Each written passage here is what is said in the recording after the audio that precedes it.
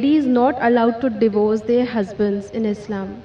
Sister asked the question that why aren't the ladies allowed to divorce their husband? As far as divorce is concerned, sister, broadly, you can categorize divorce into 5 categories. One is by mutual consent of the husband and wife both. First category. Second category, unilaterally by the will of the husband. Third category, that if it is mentioned in the Nikah Nama, when a woman is marrying a man, if she mentions the contract, by default, the authority is given to the man in the Quran. Why? I'll come to it later on. But in the Nikah Nama, since marriage is a marital contract, a woman can put down any clause in marriage which is not prohibited in the Quran. She can even say that I do not want my husband to take a second wife, because marrying more than one wife is not compulsory in Islam. If the boy agrees, he marries, otherwise they don't marry. She finds a new boy and he finds a new girl. But she can put the clause that I do not want you to take a second wife as long as I am alive. But you cannot put a clause which is against the Quran. You can't put a clause saying I don't want you to offer prayer, because offering salah is compulsory. You can put a clause which is optional. Similarly, she can put a clause that I too want to give unilateral divorce. It's called as talaq-e-tawfeed or isma. Third category. Fourth category is if she does not mention in the clause, but yet she wants divorce, she can request the husband, I don't want to stay with you. She can request the husband to give divorce. That's called as qala. And the fifth category, if the husband does not agree, and if the husband ill-treats her, she can go to the qazi, she can go to the judge, and she can take nikah-e-fasq. That means nullification of the marriage. If the husband ill-treats her, does not give her her rights, she can go to the judge and she can nullify the marriage. So even a woman can take divorce. But under normal circumstances, the man has been given the authority. Why?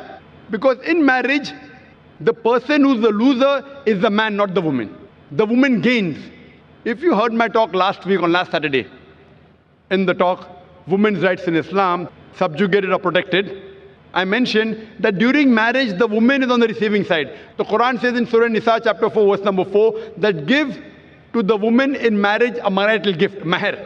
In marriage, it is the husband who gives to the would-be wife an amount, a mahr. And mahr can be any amount.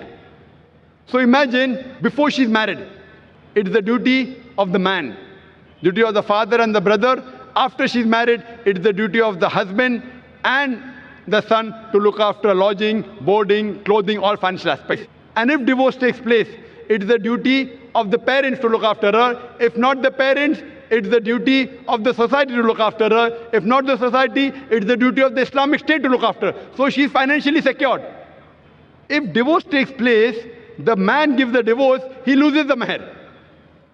But the woman, she's on the receiving end. Now, she has a chance to get married. Once she gets married, she gets new mahr. And the man, when he has to marry another woman, he has to give new mahr.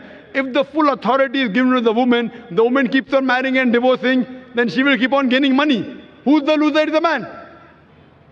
So Almighty God even protects the man's status. Otherwise, I have to give a talk on man's rights in Islam. Because if a divorce takes place, man is more of a loser than a woman, financially and otherwise.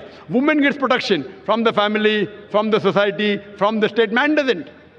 So because of that, Allah Almighty God has secured the man. But yet if the woman wants, she can mention in the marital contract, she too can give divorce.